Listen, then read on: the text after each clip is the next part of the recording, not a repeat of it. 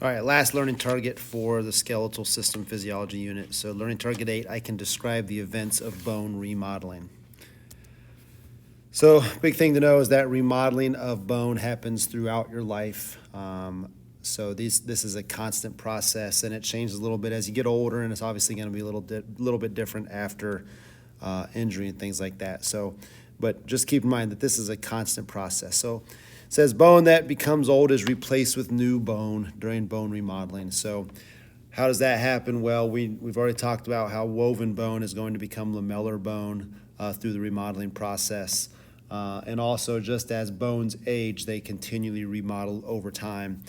And that happens through the work of those osteoblasts and osteoclasts. So osteoclasts remove bone, osteoblasts deposit new bone or form new bone. So when do these things happen? Well, you can see a couple instances where it does. One is during bone growth. Just as you're getting taller, you're getting bigger, you're maturing, you're getting remodeling happening through those processes of ossification. Also, just changes in bone shape. So basically what that's meaning is it's growing not just long, but it's growing wider through the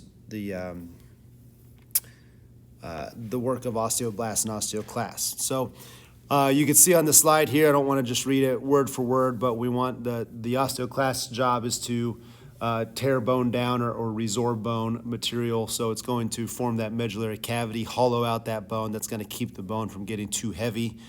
And also, we're also going to have osteoblasts adding bone on the outside to increase its diameter. So that's a couple ways that we'll see bone remodeling.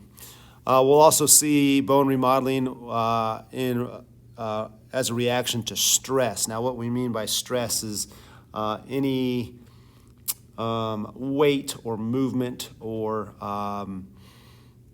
factors that are affecting what the bone is doing or having to do is going to cause it to remodel. So, for example, just by exercising, maybe weight or gaining weight, things like that, it causes your bones to, or excuse me, your osteoblast to deposit new bone to make that bone stronger because it's holding more weight, or maybe it's just underneath that stress. And that's a good thing.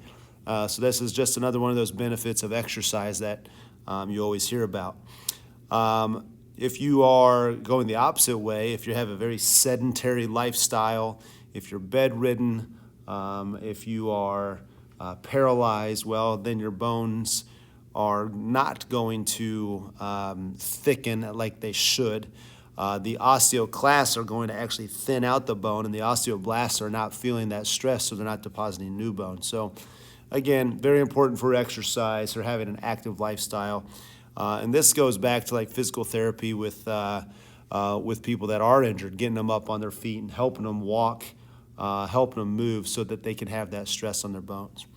We also have bone remodeling and bone repair, so a repair of a fracture. And also, we talked about how the bone helps to store nutrients.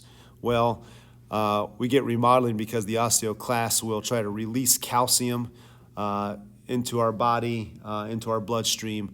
But then we can do the opposite. So osteoblasts try to restore that calcium from the blood back into the bone. We use calcium for lots of different processes in our body. We'll talk about one in a couple of units with muscle contraction, but our bones are that reserve storage for us. Lastly, we get to aging. So what happens as you get old? So I'm getting kind of old. I'm 43, about to be 44. So unfortunately for me, my best years are behind me. So your bone mass is the highest around age 30. After 35, we start to lose bone density at what seems like a pretty alarming rate. So 0.3 to 0.5% per year. So if you take that and multiply it through the years of your life, you got to understand what's going to be happening. Now, keep in mind that somebody that is getting older but continues to remain active, they will still see their bones remodel in a positive way. However, this osteoclast activity does increase as you get older. Where does it take place at? On the inner surface of bones, we're getting fewer osteons being formed. And also we're seeing a more bone loss in that spongy bone areas because we're just having those trabeculi get thinner and thinner and thinner.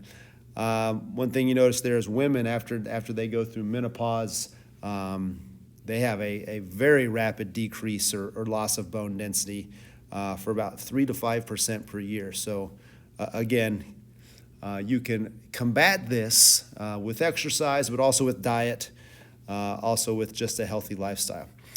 When you lose bone density. This is as people get older. It has a higher risk of fractures.